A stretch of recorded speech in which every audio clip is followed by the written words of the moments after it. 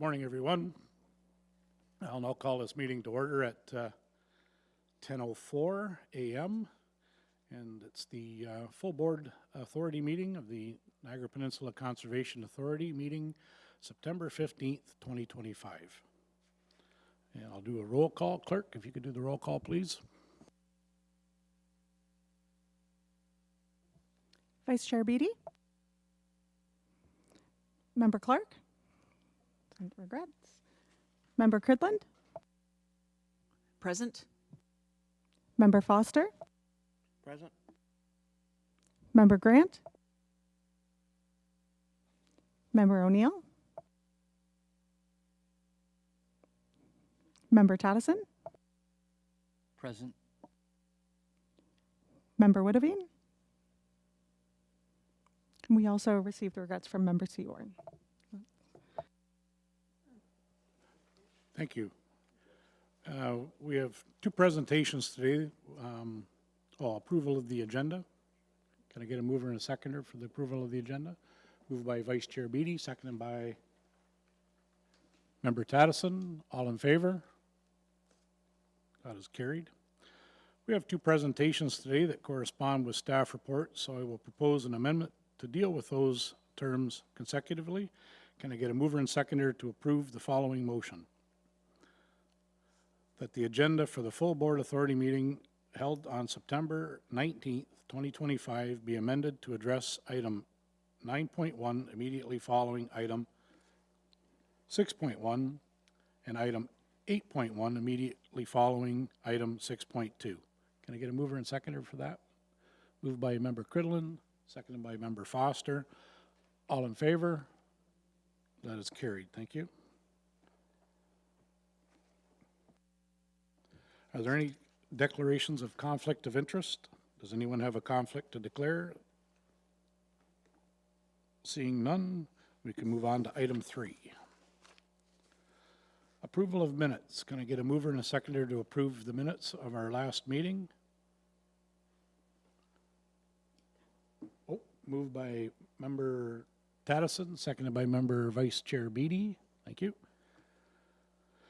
That the minutes of the full board authority meeting dated July 25th, 2025 and closed session minutes of the full board authority meeting dated July 25th, 2025 be approved. All in favor? And that is carried unanimously. And we'll just walk right into Chair's update. With the change of the season, the NPCA has plenty of events to encourage our community members to get outdoors. On Saturday, September 27th, Reawakening Stories of the People from the Longhouse with master storyteller Perry Ground will take place at Balls Falls Conservation Area. Join us for a sonic audio tour of the Cataract Trail at Balls Falls and Perry's vivid storytelling by the fire after the hike. Tickets are on sale at our website now. The countdown is on for NPCA's annual Balls Falls Thanksgiving Festival from October 10th to the 13th. We will be hosting over 150 vendors in the artisan market. Come on down and enjoy the live music and entertainment. Get a head start on your holiday shopping and explore the Heritage Village as it comes to life. Also, our staff fall planting season is in full swing with opportunities to volunteer across the watershed over the next 2 months. I encourage everyone to find a Saturday morning that suits them to plant some trees in the community. I'll turn it over to CAO Lenny Lee Yates now to provide more details in her update. Thank you, Mr. Chair. As we near the end of the busy summer season, I'd like to recognize all our hardworking staff, including our seasonal, associate, and field staff, who've kept our conservation areas clean and vibrant and undertook critical research that supports the work that we do every day.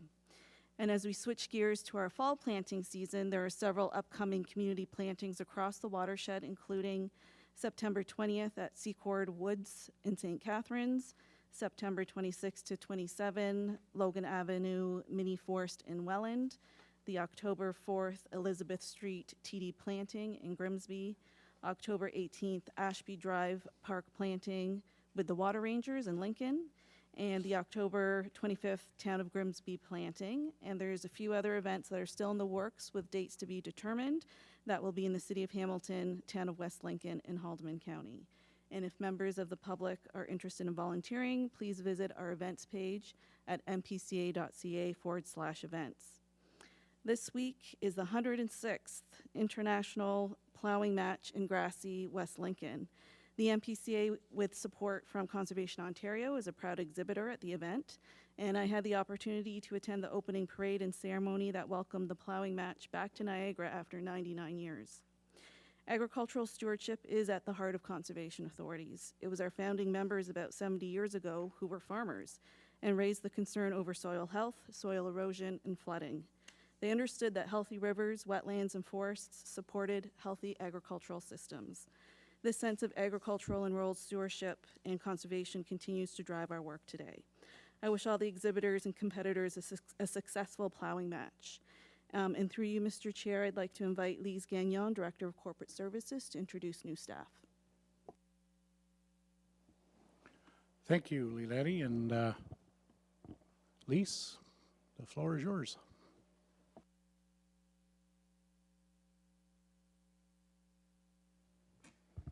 Good morning. I am very pleased to introduce Rob Graham, who is our newest member of the Corporate Services Management Team. He is the Director of Director. Well, I promoted already. Manager of Digital Transformation and IT, and well qualified, and I'll allow Rob to say a few words and give us some background. Thanks, Lise. I just want to say thank you, everyone, for welcoming me to the NPCA. I'm super excited to join the team and offer all the support I can for the Conservation Authority's activities. I come with an extensive background in information technology. Most recently, well, not quite most recently, but previously at Niagara Parks. So born and raised in the area, so I'm familiar with everyone and everything that goes on in the region. And yeah, can't wait to get started. Thank you. Thanks, Rob. Back to you, Chair. Thank you, Lise, and welcome aboard, Rob. So we have correspondence. We have 3 items of correspondence today. Can I get a mover and seconder to receive items 5.1, 5.2, and 5.3? Moved by Member Cridlin, seconded by Vice Chair Beatty. I will note that staff have prepared a report relating to item 5.2. Are there any questions for staff regarding these items before us? Seeing none, so the motion that the following correspondence be received. 5.1, correspondence dated August 7th, 2025, from the town of Pelham regarding Niagara Peninsula Conservation Authority request for financial support regarding the St. John's Conservation Area Pilot Project. Item 5.2, correspondence dated August 12th, 2025, from the City of Hamilton regarding beach water quality testing and advisory protocols at Bimbrook Conservation Area, and 5.3, correspondence from the Niagara Peninsula Conservation Authority staff regarding public notice information session, Beamer Memorial Conservation Area Management Plan. All in favor? And that is carried unanimously. Thank you. Presentations. We have presentation 6.1, Watershed Monitoring Technical Report. I will invite Manager Diamond to the podium to provide a presentation.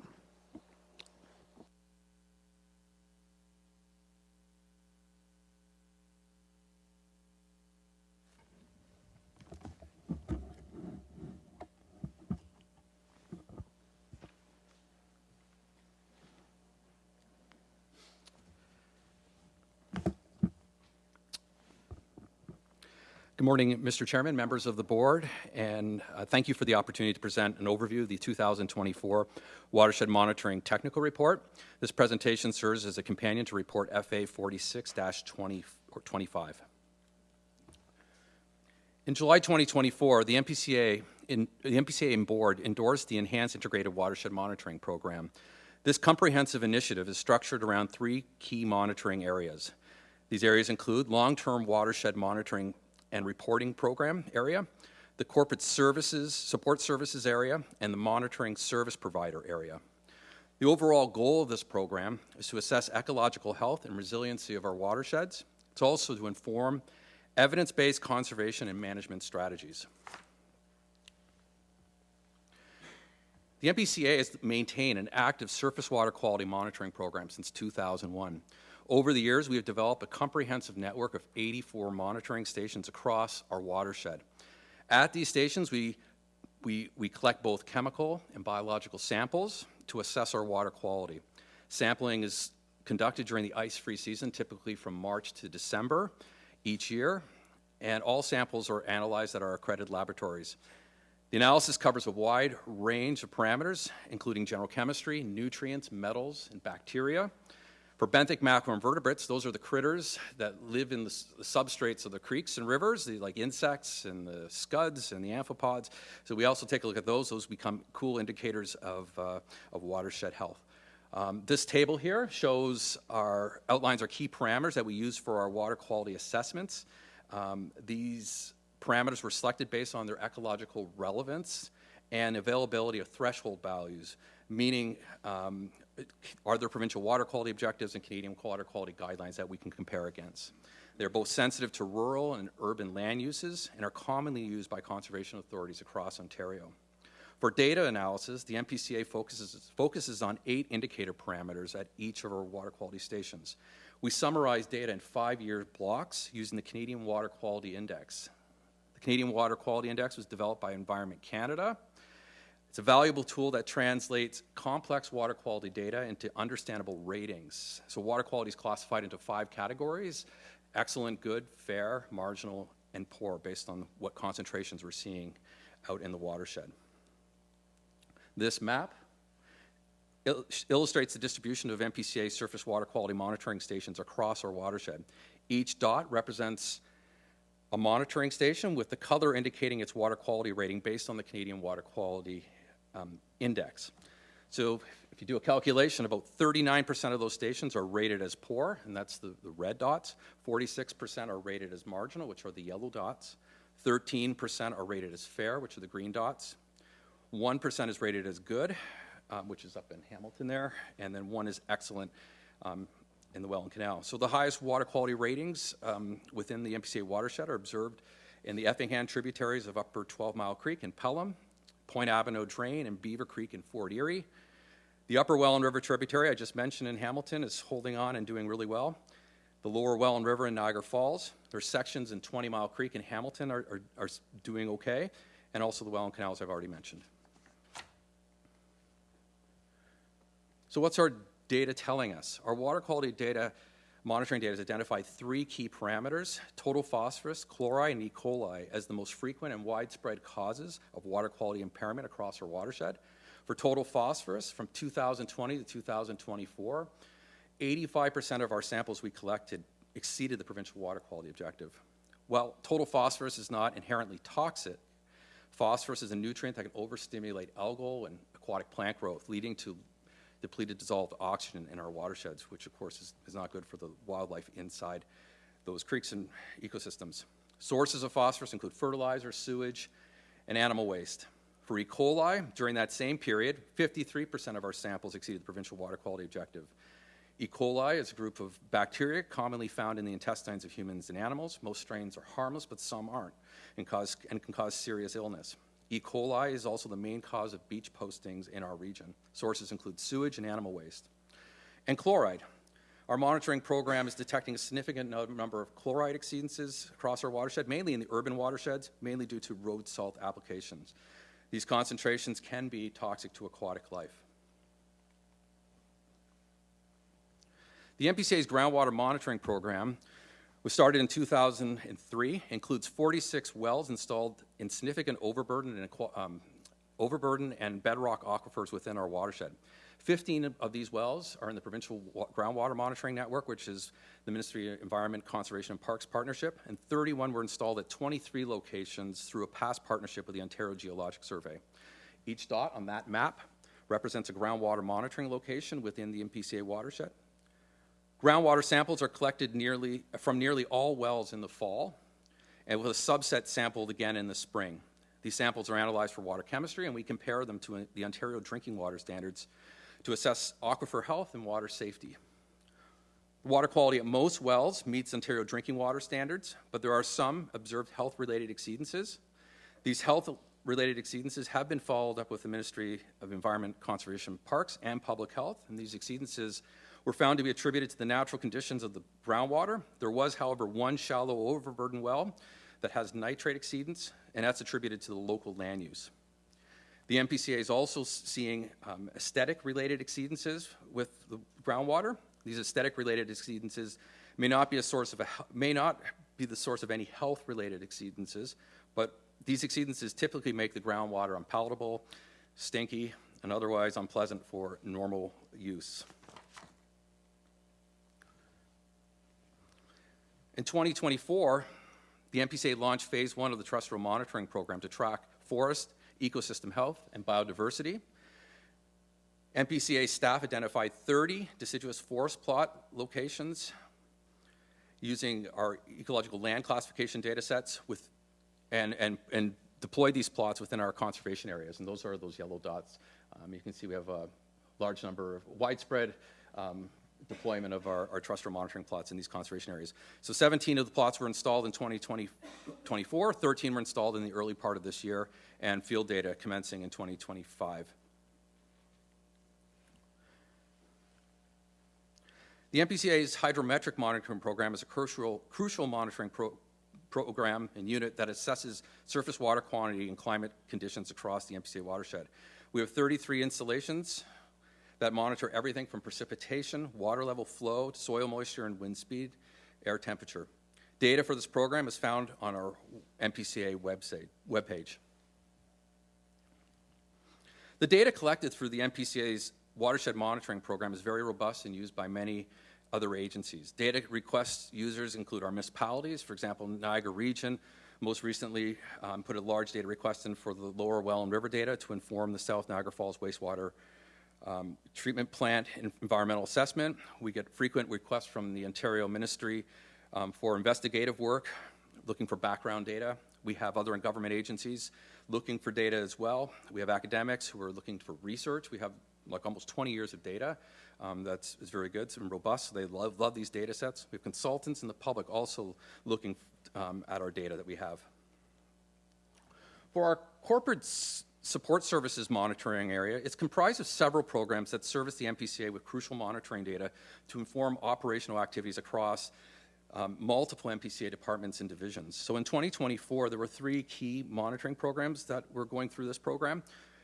There was the Conservation Area Beach Monitoring Program at Long Beach and Dills Lake, and this is collecting E. coli samples during the swimming season. We also have our Conservation Area Water Quality Program, where we're sampling quarterly at the key water body features in our conservation areas. We also have been conducting ecological inventories at Rockway, Wood End, and Beamer to inform our management plans.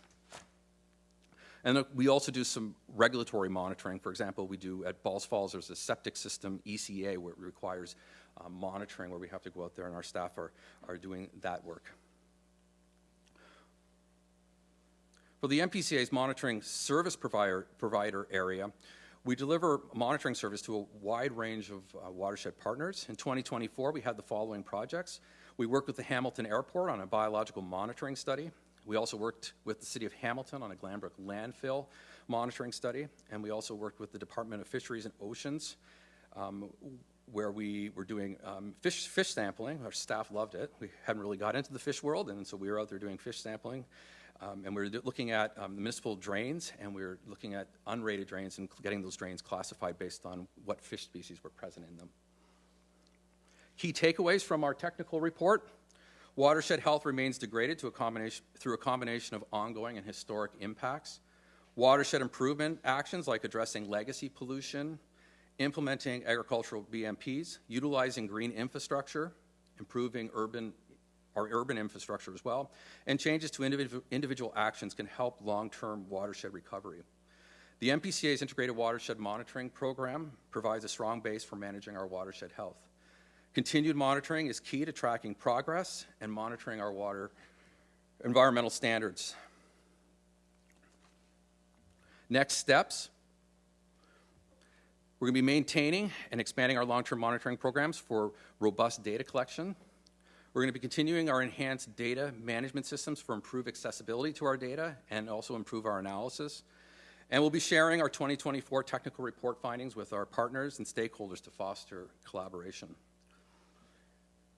And going out, with your approval, will be the MPCA's technical report, 2024, and then we also have a much smaller document, which is MPCA, or watershed monitoring highlights and insights. So those are kind of paired together, and that's what we'll be releasing on our, I'll be posted on our website and sent to our partners.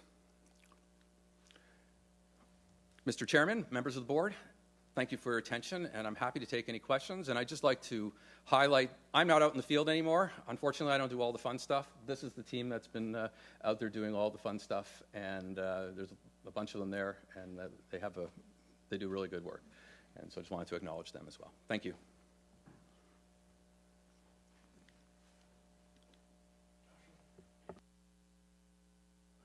Thank you, Joshua, for the update and the very comprehensive and informative report on the watershed monitoring. Are there any questions for Joshua?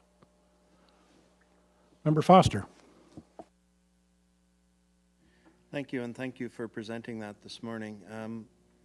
One of the comments that you made in one of the last slides was in and around the historical degradation of the water system, and the fact that we're doing our best to go and help make improvements, you know, in and around it. Is it fair to say we're making progress with all of this? Like, is it, you know, are we doing the right things to bring the quality back to an appropriate stage, I guess, if you want to put it that way? And I might have a follow-up. Through the chair, thank you for the question, Member Foster. Yeah, that's a good question, and certainly the legacy pollution that I'm thinking about, there's been some really good progress. If you refer to Lions Creek, for example, there's the remedial action plan and the great work that they're doing in getting that site remediated for the PCBs that's been going on. So that's a great example of legacy pollution that's being worked on and will be dealt with. In terms of more our monitoring program, there's still a lot of work to be done. There's a lot of sediment, phosphorus, and contaminants that are things that we look at more regularly in our monitoring program that need to be dealt with. But I was happy with the last couple of years. We are seeing some slight improvements in some stations in sections where I think the water quality was not as great and has come up a little bit. But I think there's a lot of work to do still in our watershed. There's a lot of things pressures on our watershed, but certainly the big ticket legacy items are being dealt with in our, and certainly the Lions Creek example. There was also a few years back a PCB example in Beavers Dams Creek in Thorold also that was dealt with. So that was another legacy pollution site that was being dealt with. So yeah. Through you, Mr. Chair, just, you know, some of the projects that I've seen going on, like the work we've done in Pelham and stuff like that as well for the cold water creeks and those types of things, I think these are positive steps that we're doing as it's going on. So it'll be interesting to see over the next number of years what level of improvement, I guess, is really coming into play. And I think that bodes well to your commentary here that we need to continue with monitoring on a very regular basis to at least understand where that's going. So, but anyway, thank you very much. Thank you, Member Foster. Are there any more questions? Member Cridlin. Thank you. Through you, Chair. Again, thank you for the presentation. The presentation is as robust as the data, it looks like. So in terms of maybe building on Member Foster, the pressures that you see and that the data maybe actually tells us about, are we doing, is our sampling size or what we have access to, in your opinion, staying at pace with the growth? Is there more that we should be doing on the data collection side? You talked about the forest, which is going to help. That was one comment. And then, well, we'll just leave it at that for a minute. I might have a follow-up as well. Thank you. Through the chair, thank you for the question, Member Cridlin. You're asking a science person if we need more data or not. Yes. But yeah, absolutely we could use more data to inform what's going on in our watersheds. Not every single watershed's covered, and there's lots of new pressures in Niagara that are occurring. And so, yeah, I would certainly, across the board, across the different monitoring areas, we could do with more data. We're trying the best. We actually have a very good data set. I think our Conservation Authority does very well for the data sets we have. But there are, as things pop up in our watershed, we start to identify, oh, there's a data gap, say in that watershed where this pressure is now occurring, so maybe we need to see what's going on from that end. So yeah, I think definitely more data is definitely useful, but it's finding that balance between what the scientists want versus what's realistic and then finding enough that can tell us about what's going on in the watershed is key. So that's a tough question. So hopefully we can get to that at some point. Thank you, through you, Chair. Just a quick follow. I'll narrow it down. So I'm just thinking about wells. So, I'm in the rural segment of Niagara. So obviously urban monitoring is another focus, but there's a lot more wells, I think, going in. So maybe would you tackle maybe that area as being one of the areas that could help us more in terms of needing more data then? Thank you. We actually, through the chair, we actually have a very good groundwater monitoring network, 46 wells, but there is definitely, depending on the development and the pressures on groundwater, there could be an argument to be made to what's going on in a certain portion of the watershed. Generally, the wells that we place in are set for ambient conditions, meant to be represent non-impacted conditions. We're not actually going out of our way to find problems with those wells. They're supposed to just be what are the general conditions. That's sort of in the background of why the rationale of how those wells were placed in by the ministry when we developed that. So, but yeah, I mean, you could go down the path of looking at more target areas, but you have to investigate that further and see if that's relevant for the NPCA. But certainly, again, more data is not bad from a science end and trying to understand things. Yeah, are there any more questions for Manager Diamond? Seeing none, thanks, Joshua. Thank you. Can I get a mover and seconder to receive the presentation? Moved by Member Foster, second by Member Taddison. The motion that the 2024 Watershed Monitoring Technical Report presentation be received. All in favor? And that is carried unanimously. Thank you. Always, Member O'Neill has joined us. Thank you. We'll remove, pardon me. Item 9.1, report FA 4625, Watershed Monitoring Technical Report 2024. We will now move on to related report that are there any questions from staff regarding report FA 4625? Can I get a mover and seconder to recommend the motion on the floor? The motion that report FA 46-2025 Watershed Monitoring Technical Report be received, and that a copy of this report be circulated to the NPCA watershed municipalities, Indigenous partners, local public health units, Ministry of Natural Resources, Ministry of the Environment, Conservation and Parks, and Environment and Climate Change Canada. Can I get a mover and seconder to get that motion on the floor? Motion by Member Foster, second by Member Taddison. All in favor? And that is carried unanimously. Thank you. Item 6.2, Conservation Area Management Planning Process. Next, I'll invite Manager Baldwin to the podium to present on the Conservation Area Management Planning Process. Thank you, Eric.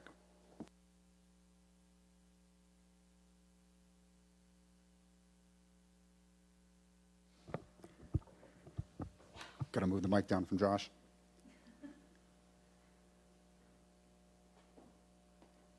Is it ready to go? Okay. Through the chair, I'm just going to give a brief presentation on the management planning process to support certainly communications materials that are already mentioned earlier this morning, as well as current activities by staff on a couple particular projects. Gina, are you going to steer? Yeah. Okay. So just a quick review, and so people can once again familiarize themselves with our watershed and our conservation areas. So the watershed itself spans over 240,000 hectares of land. We have over 200 waterways, 2 Great Lakes shorelines. The Niagara River, the Niagara Escarpment, includes 15 municipalities and over 480,000 residents. So with our recent land acquisitions, NPCA, NPCA now has 43 conservation areas, which encompass the large range of ecosystem types that we have in our watershed and protect some of the most significant ecological features. They also offer active and passive recreation opportunities for our residents and visitors. Our watershed is also part of the Carolinian Life Zone, one of the most biodiverse and threatened ecoregions in Canada, supporting some rare plants and animals, critical habitats like forest, wetlands, and our coastal areas. NPCA always takes an integrated watershed management approach to our programs and services, and management plans themselves are a great way to implement that integrated approach at our conservation areas.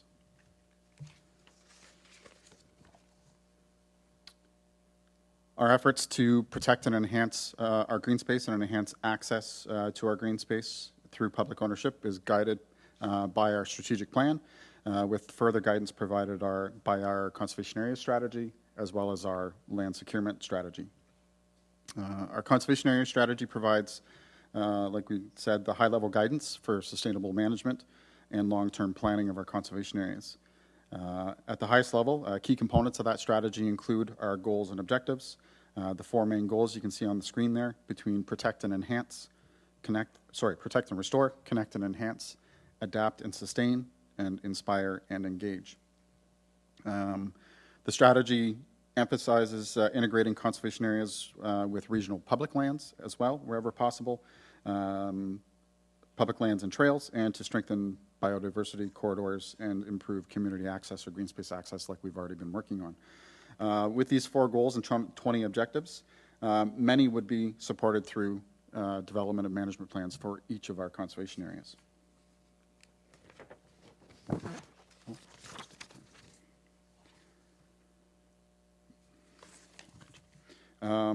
What is a management plan? So it is a long-term strategy that guides decision-making for the use of our conservation area.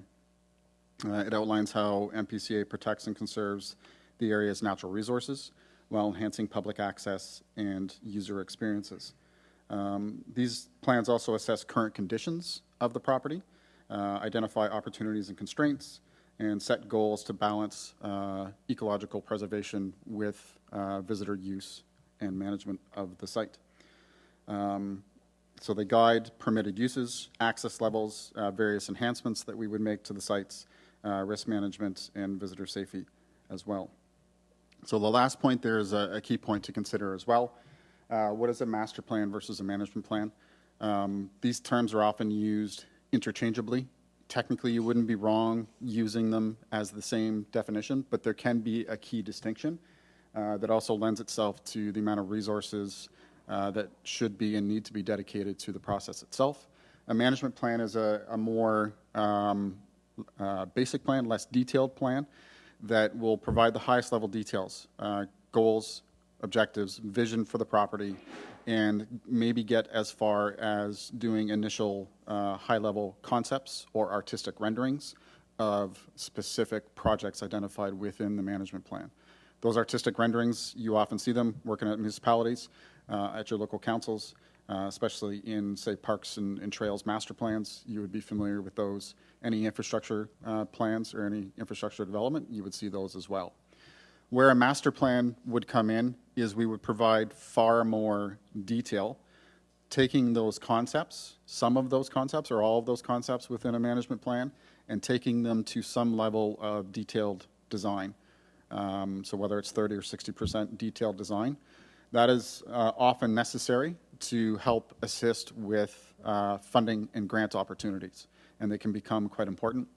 And in specific circumstances, which I'll get into in a minute, depending on the jurisdiction of the property, doing a master plan is potentially a requirement of that particular policy.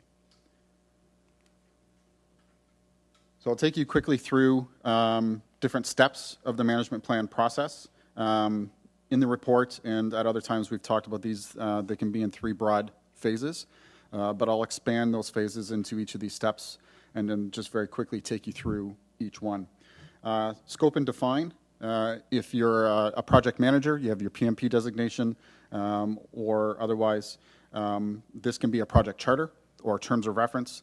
It's quite common for projects of this size, where we want to define the key characteristics of the project itself between scope, timeline, budget, all critical aspects of the process itself. Gather information, especially with this crowd here, very similar to a characterization report in a subwatershed plan or a watershed plan. It's identifying what exists on the property and getting into the point of opportunities and constraints.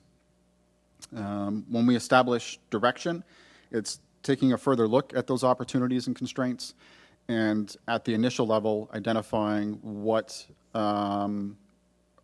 direction we can go in, what the common themes and goals and objectives are or could be for the site. When we work into plan development, this itself can happen in a couple subphases. There can be a draft plan, or usually is a draft plan, and then a final plan. Obtaining approval, again, I'll expand on this in one of the next slides. The approvals can or will come from, at a minimum, this board. They can also come from regional or upper tier municipalities, lower tier municipalities, and potentially other regulatory agencies like the Niagara Escarpment Commission.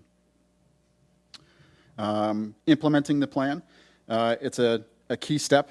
Through each plan, we are going to identify priority projects. It could be priority programs, education related, to implement either new or refined programs at the CAs. And some of them that we are most familiar with is various capital projects, asset management projects at each of our conservation areas. And one step, the last step here that is often forgotten about, is to monitor and evaluate. Each of these plans, generally we have a 10 to 20 year time frame, very similar to a municipal official plan. But one thing that can often be forgotten is, okay, your plan had 20 different objectives in it or directions in it. How are we doing on achieving those directives? And this monitoring and evaluation phase will absolutely support that, so that we can come to the board and other partners in the future to identify partnerships and funding opportunities and resource needs.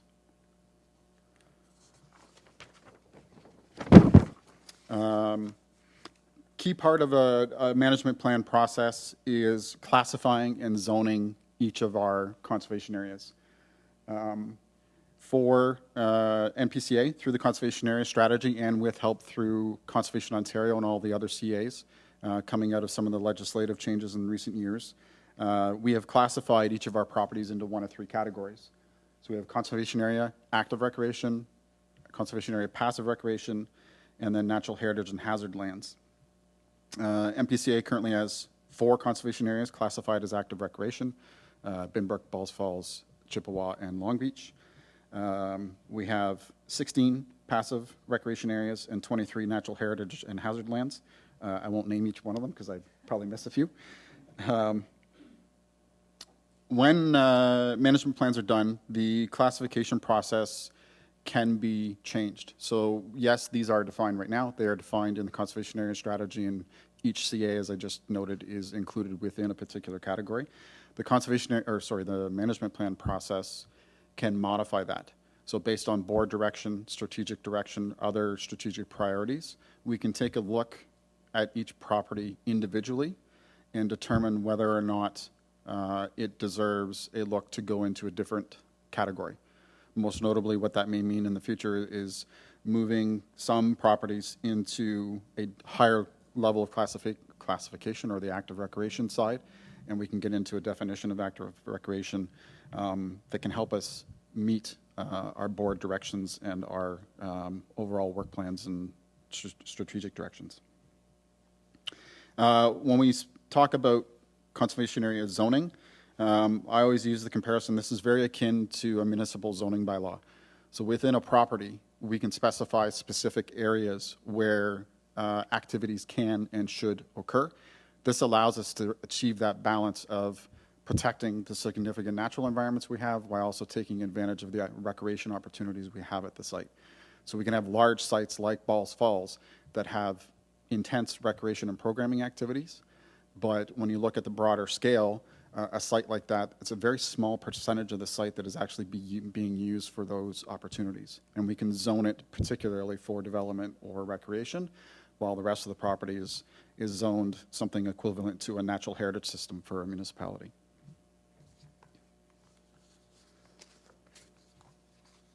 We've also been working on prioritizing management plans. Sorry, printed a page I wasn't expecting. With prioritizing our management plans, they can be lengthy, they can be resource intensive. This often depends on level of public interest, as well as our strategic directions for this particular conservation area. Some conservation areas may have a simple access point, signage, maybe a small boardwalk, and you're done. Others, like Balls Falls or Binbrook or other places, can have significant planning required to take a look at those programs and the infrastructure needs. So they can be lengthy. Also key to note that each CA doesn't necessarily require its own unique management plan. We do have to complete plans. We should complete plans for each property. But if we have properties of similar character, similar nature, similar jurisdiction, you can complete a single plan for multiple properties at once. An example could be Mountain View and Louth conservation areas on the Niagara Escarpment. They are more passive than most conservation areas. They have access to Bruce Trail. They have access points. They are very similar. We could complete a single plan for both of those properties at the same time. So over the next 5 years, we have the following 5 properties as high priorities. With the first 3 in particular, Beamer, Woodends, and Rockway, we've already done some works at least one of those properties. But these are high priorities for us, for everybody, because they do offer opportunities to achieve directions in our CA strategy as well as our strat plan for providing enhanced green space access to our conservation areas. Cave Springs is a very similar nature, but that plan has already been started. It had been started several years ago, many years ago. It predates our strat plan and predates our CA strategy. So we're going to build off of the success and tremendous work already and just update that to conform it to our new strat plan and CA strategy. And then Morgan's Point, we've had recent acquisitions. There's tremendous opportunity there as well. We're already working with consultants to do some designs and work on the management plan process. And then one last point here. NPCA itself, as an organization, we do have completed management plans already for nearly half of our properties. One of the concerns is that many of them, as I just mentioned, they predate our strat plan and our CA strategy, so they don't conform to those 2 strategies. You could take it back even further. Many of them were first developed or created in the 1980s or 1990s, so it's time that they be updated as well. But those plans, despite their date, they do provide a lot of valuable information and key information to inform goals and objectives for the new plans.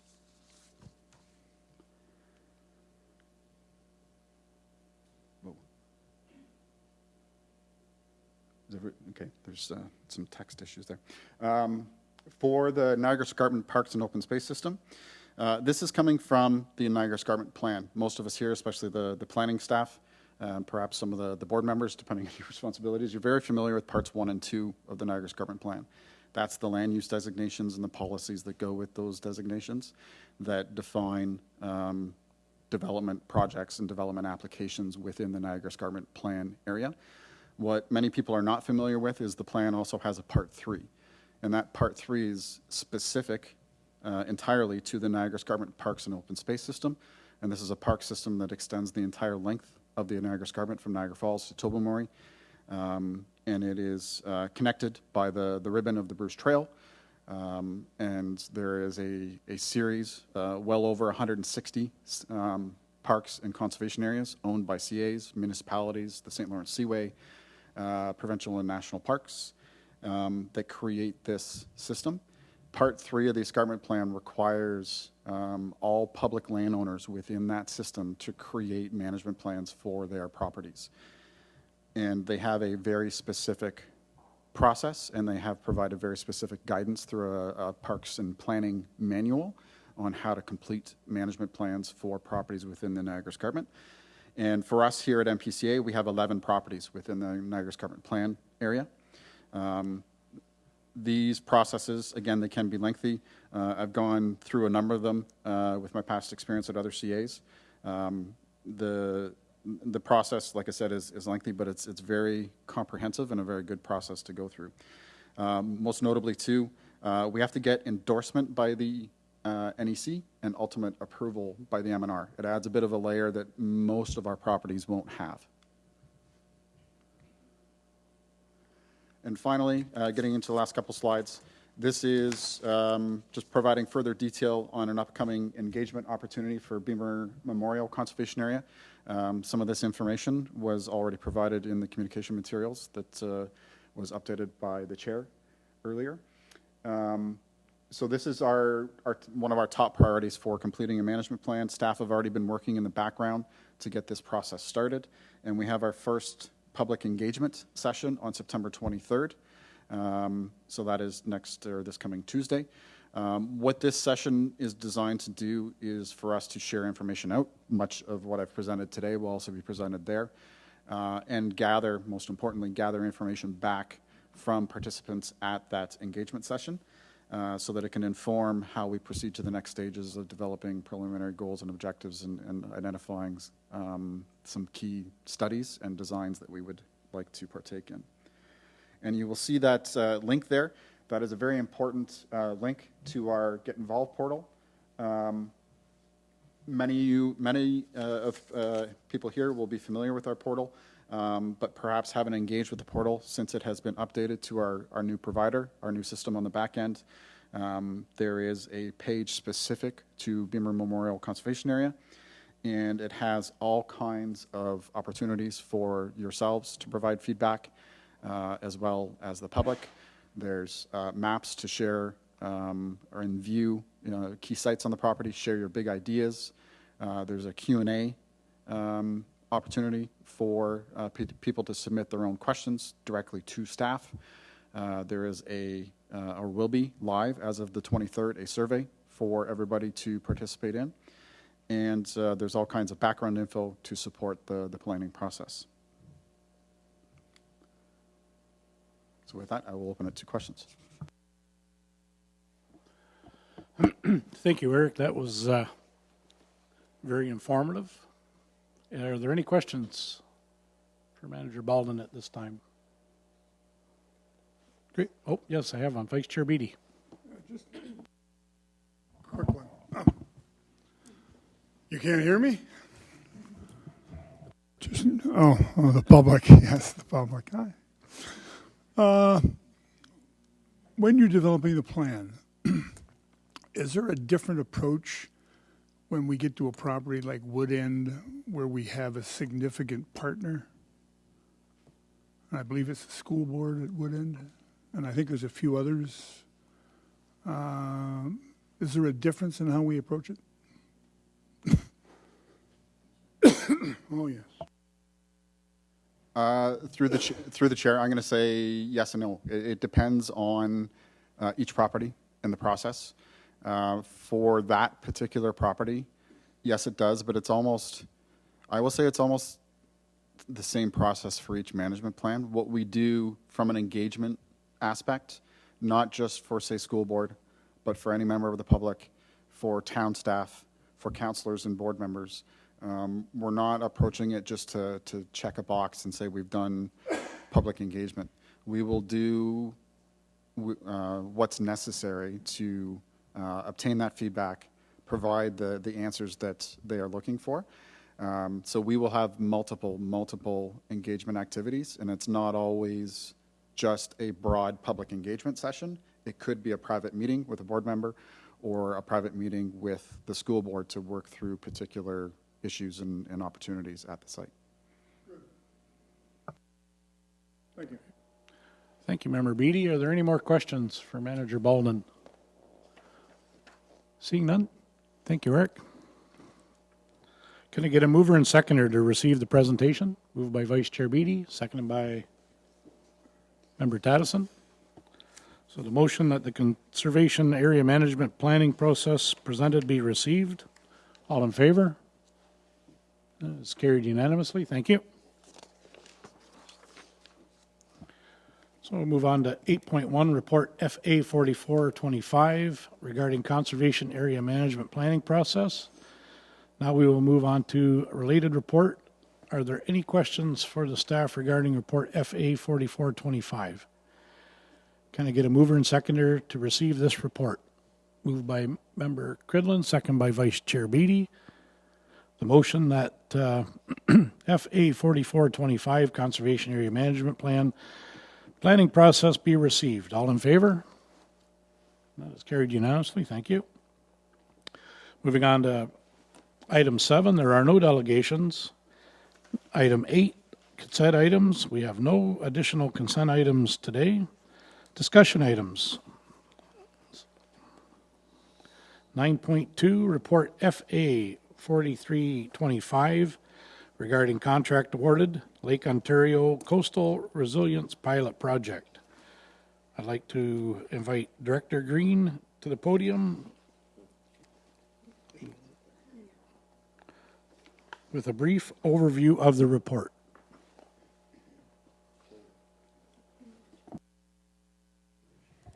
Thank you. I'll stay right here. Thank you. Through you, Chair, this report is for the approval of a contract award to complete the work as part of the Lake Ontario Coastal Resilience Pilot Project, which was presented to the Board of Directors in March 2025 and was officially launched at an event in July just this past summer. The NPCA issued a competitive procurement from May the 7th to June 24th to solicit proposals from qualified engineering firms for this multi-year project spanning until 2027. A total of 6 compliant bids were received and evaluated by the project team. Staff are recommending that the project be awarded to the top-ranked bidder, DHI Water and Environment, Inc., who will collaborate with Zuzek, Inc. and SJL Engineering, Inc. to deliver the project. These firms have partnered on numerous integrated projects across Lake Ontario and other Great Lakes, having worked with other conservation authorities and the broader Great Lakes Basin, supporting shoreline management planning, hazard mapping, and nature-based infrastructure.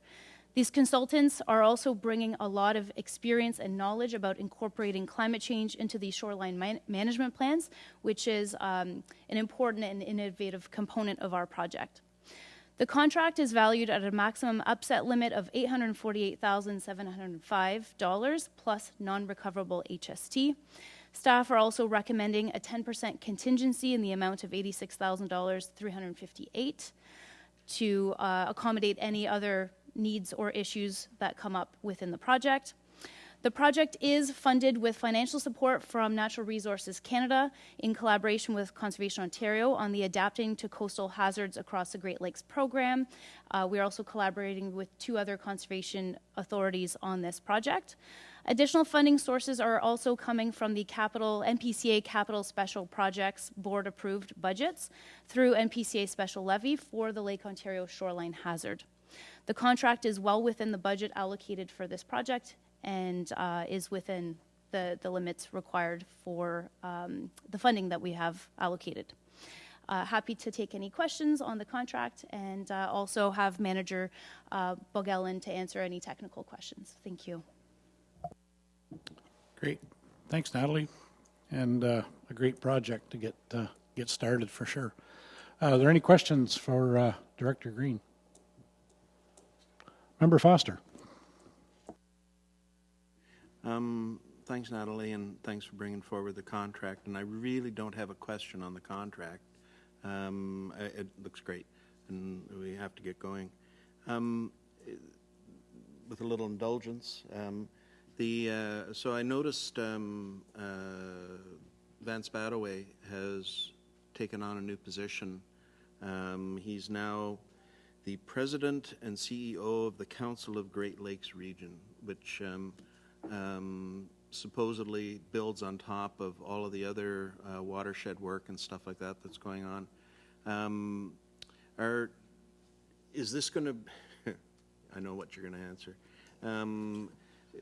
Hopefully this is going to be beneficial to us, as I'm assuming yourself and Leilani have been making good progress with him while he was an MP, but also like subsequent to this. I'm just thinking, is this a positive, I think, for us? I think it is, so.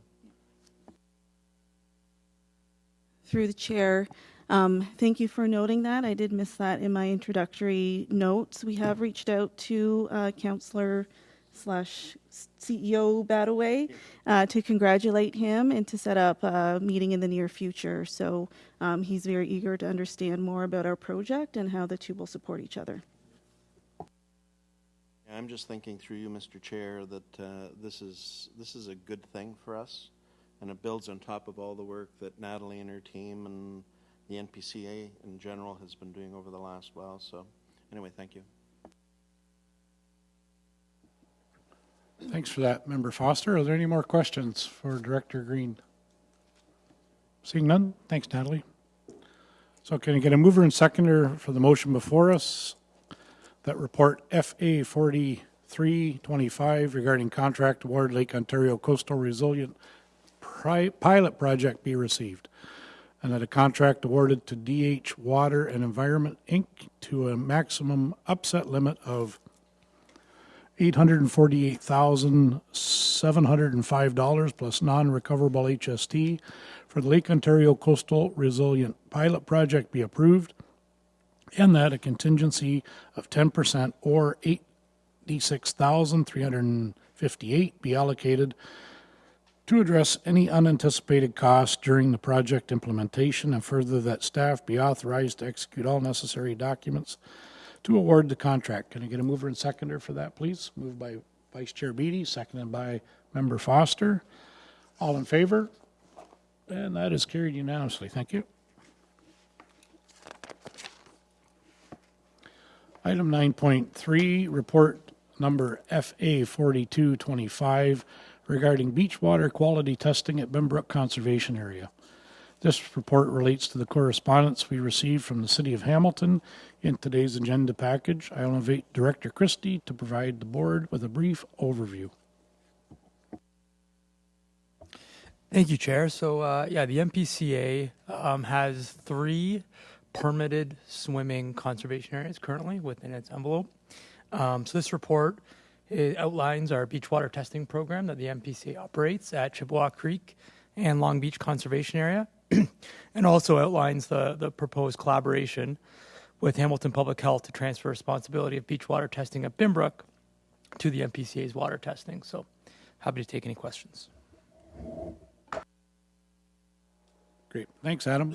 Are there any questions for Director Christie at this time? Oh, seeing none. Thanks, Adam. Oh, sorry. We have one. Vice Chair Beatty. Here we go.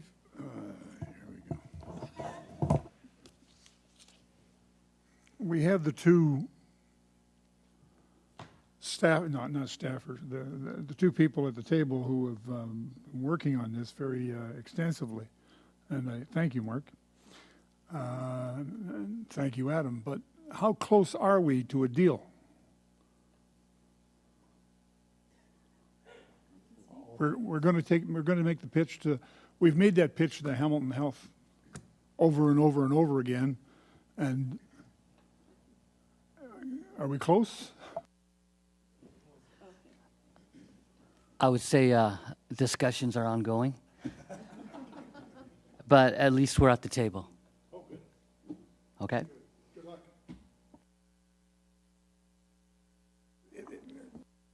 Just a comment that it would be terrific if we could get it for a host of reasons that we've discussed over and over and over again, but every time we run into Hamilton Health, good luck. Thank you, Member Beatty. Member Taddison. Thanks, Adam. Are there any more questions for Director Christie? Seeing none? Thanks, Adam. So the motion before us, get it on the floor, that report FA 4225, beachwater quality testing at Bimbrook Conservation Area be received, and that staff be directed to report back on findings and recommendations related to the feasibility, legal liabilities, operational requirements, and timelines for the transition of beachwater quality testing at Bimbrook Conservation Area from the City of Hamilton Public Health Services to Niagara Peninsula Conservation Authority on or before December 19th, 2025, and that report FA 42-2025 regarding beachwater quality testing at Bimbrook Conservation Area be circulated to the Board of Health for the City of Hamilton Public Health Unit. Can I get a mover and seconder to get that on the floor? Moved by Member Cridlin, seconded by Vice Chair Beatty. All in favor? That is carried unanimously. Thank you. So we'll move on to item 9.4, report F8. Oh, pardon me. Oh, I'm sorry. I thought you had something for me. No worries. Report FA 4525, update regarding Niagara funding agreement 2025 capital projects. I will invite CAO Secretary Treasurer Leilani Lee Yates to provide a brief overview of the report before us today. Thank you, Mr. Chair. The report before you today is to update the Board of Directors on the decision of Niagara Region Council regarding proposed funding agreement for 2025 capital projects and to obtain approval of the Board of Directors for securing funding for NPCA's credit facility for the two critical projects. So you'll recall back during budget deliberations for the 2025 budget, the NPCA identified 3 critical capital projects that required immediate attention for maintaining service levels, ensuring health and safety, and addressing the state of good repairs. These projects were the Bimbrook Conservation Area Comfort Station at a budget of $500,000.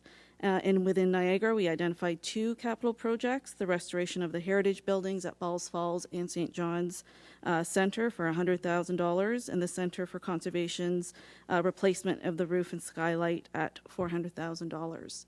So given that these capital projects represented a significant financial impact to the capital special levy, NPCA staff examined options for funding them outside of the levy, including debt financing from our credit facility. And we also approached both the City of Hamilton and Niagara Region Finance staff to explore an alternative funding arrangement. And recognizing the critical nature of these priorities, both municipal partners expressed willingness to consider funding sources for these projects through their respective reserves, with replenishment through NPCA's operating general levy over a multi-year timeframe at a lower interest rate than what was available through our credit facility. It was understood by staff that council approval and a separate funding agreement would be required to facilitate these arrangements. And we benefited from this type of funding arrangement with the City of Hamilton, and particularly to fund our septic system replacement at the Bimbrook Conservation Area. So as we brought forward our budget in 2024 for our 2025 budget, we did deliver this arrangement and discuss it with the Board of Directors. We did note it when we presented our budget to Niagara Region Council. We continued to work with staff at both Hamilton and Niagara to finalize the proposal and arrangements for this. In May of this year, Hamilton Audit, Finance, and Administration Committee passed the resolution to approve the special benefiting capital levy request for the Bimbrook Conservation Area Comfort Station, to note with over 5 years with a 0% interest rate. And when we moved to Niagara Region, to the Corporate Services Committee, it was passed at that time. However, when we did go to Regional Council later in August, it was defeated with 13 councillors in favor and 14 opposed. So given the critical and urgent nature of these infrastructure projects, work does continue on them. And now we're coming forward with approval from the board to look at our credit facility to utilize finance for these capital projects. So as noted, the total cost for the Niagara Region projects is $500,000. To finance these through our credit facility would require repayment terms with an interest rate of 6.85% per year, with a total cost of borrowing over the term of the agreement equaling $107,280, or $21,456 annually. So this represents an additional $10,480 per year due to the lower rate that we anticipated within the budget. And so we've updated our budget moving into 2026 to account for this updated debt servicing impact. And it will be carried until it is repaid off over the next 4 years. So with that, Director Gagnon and myself are available for any questions. Thank you, Leilani, for that update. Are there any questions? Member Foster. I'm not going to have any questions. I just want to make a comment. It was very interesting being involved with that council meeting when this was defeated, and it kind of how do you put it? The discussion took a tone and a direction that was completely unexpected within it. There was somehow some sort of a thought process coming into play that the Conservation Authority was not dealing with capital appropriately in the first place. That I think was the comment that came into play from what I was hearing from differing sources. And so what's going to happen out of this? And I've asked the CAO and our treasurer. I think we're going to have to do a bit of an education process with the region. I don't think they understand that they actually cost themselves this additional money because of what happened. And in fact, there's a degree of insanity has gone into place with this. So if I was Stu Beattie, I'd be ranting and raving about, taxpayers and all this other kind of stuff. So I'm not Stu Beattie, but I'll rant and rave anyway. So long story short, we got a bit of work to do. We have to I believe the model that is in place for Hamilton is exceptionally good. That's come into play, and I think Niagara region needs to be following this as well. But we got some work to do with it. And by the way, there was no rescuing that the other day in the meeting. Absolutely none. You were listening as it was going on. It just went right off on a tangent, and there was no way of pulling that one back. So anyway, we got a little work ahead of us, Mr. Chair, so thank you. Yeah, thank you, Member Foster. I wasn't privy to that meeting. However, You're lucky.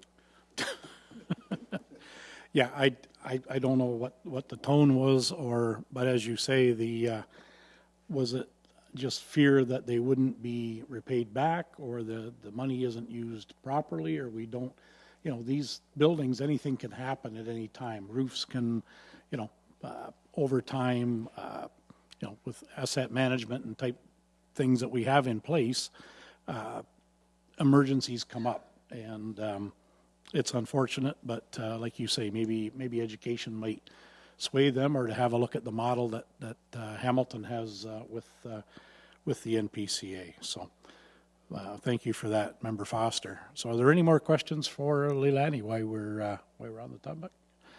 Seeing none, so can I get a mover and seconder for the motion before us?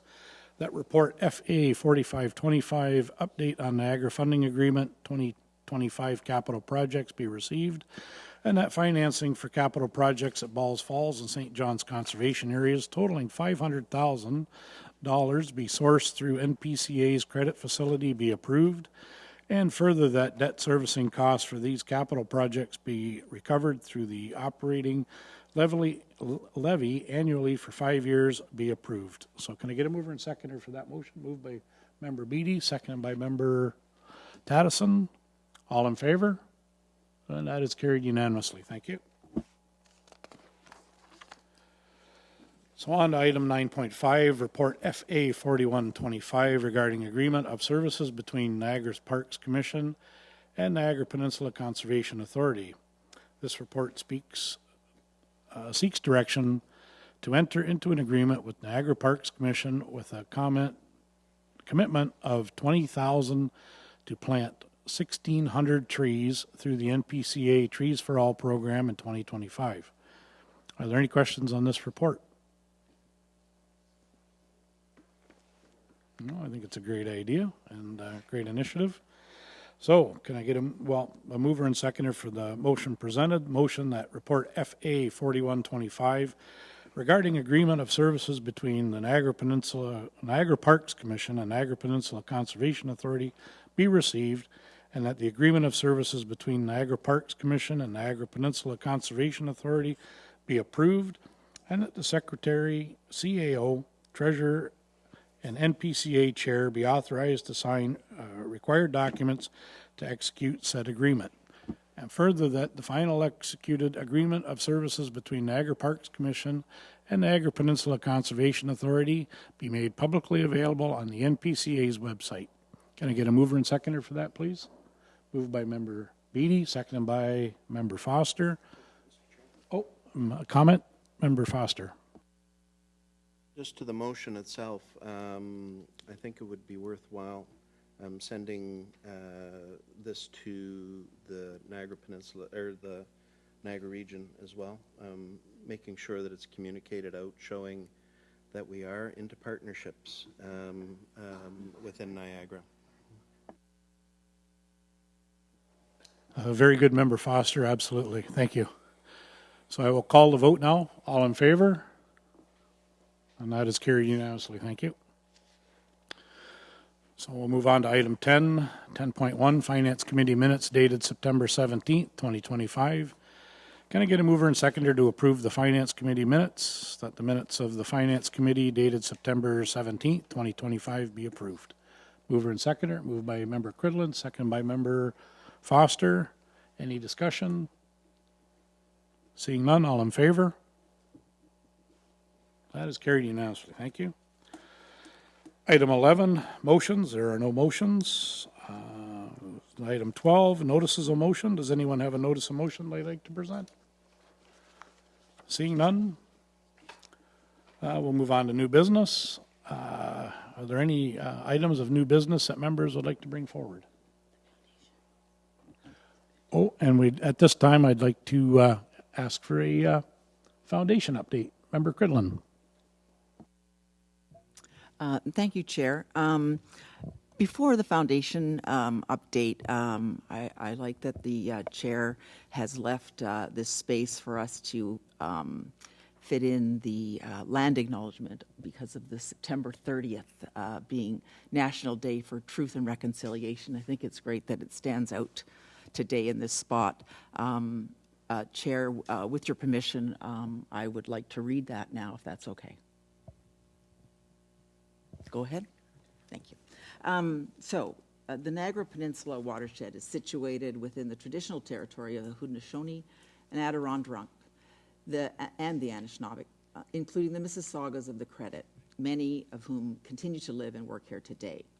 This territory is covered by the Upper Canada Treaty number 3, 4, and 381, and is within the land protected by the Dish with One Spoon Wampum Agreement.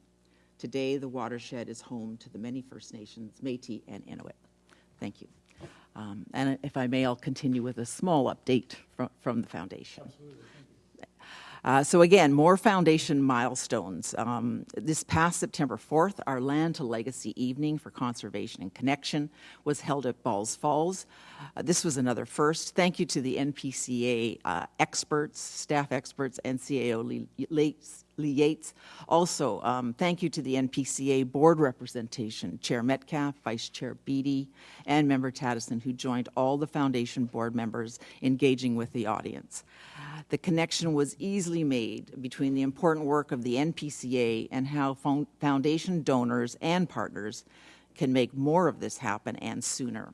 As the theme suggests, we showcased our need for further land securement in the watershed and continuing the momentum that has been built up. Another upcoming milestone is we'll be starting a robust board recruitment process in October, adding up to 4 new members in the new year. The public and the board can please reach out directly to the foundation for more information on this milestone. And more trees. More than 600 trees were planted in Binbrook Conservation Area as part of the TD Tree event funded through NPCF.